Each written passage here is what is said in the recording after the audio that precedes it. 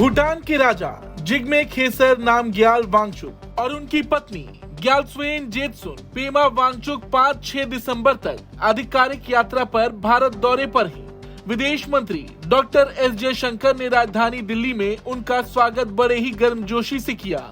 विदेश मंत्री ने सोशल मीडिया प्लेटफॉर्म एक्स पर कुछ तस्वीरें भी साझा की और लिखा, आज नई दिल्ली आगमन पर भूटान के महामहिम राजा जिग्मे खेसर नामग्याल वांगचुक का स्वागत करते हुए सम्मानित महसूस कर रहा हूँ। उनकी यात्रा हमारी दोस्ती के अनूठे बंधन को और मजबूत करेगी।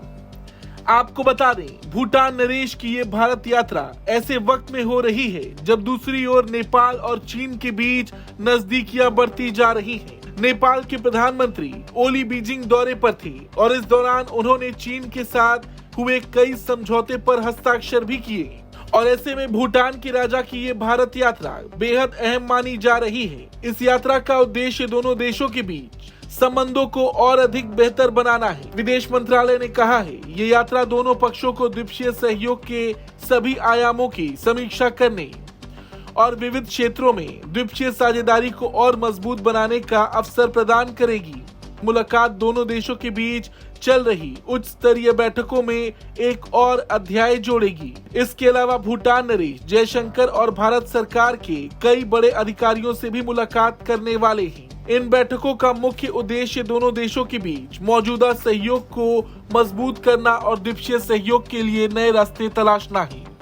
आपको बता दें, मौजूदा वक्त में लगभग 50,000 भारतीय नागरिक भूटान में निर्माण, शिक्षा और विभिन्न प्रोजेक्ट पर काम कर रहे हैं। भारत भूटान में कई प्रोजेक्ट्स पर काम कर रहा। चीन के बढ़ते खतरे के बीच भूटान को भारत का समर्थन हर हाल में चाहिए, क्योंकि हालिया सालों में चीन ने भूटान को घेरने की पूरी कोशिश की है।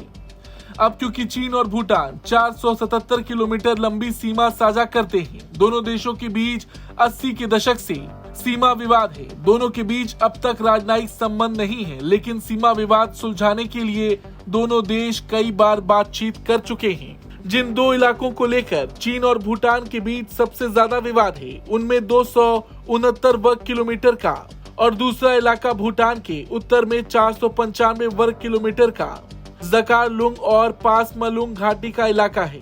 अब भारत के नजरिए से देखा जाए तो चीन की नजर डोकलाम पर है। वो चाहता है कि किसी भी तरह डोकलाम पर उसका कब्जा हो जाए। अगर ऐसा हुआ तो भारत के लिए ये बड़ा झटका होगा, क्योंकि इससे चीनी सेना की पहुंच भारत के सिलीगुड़ी कॉरिडोर तक हो जाएगी। चीन अपनी ताकत का इस्तेमाल कर भूटान पर सीमा विवाद सुलझाने का दबाव बना रहा है।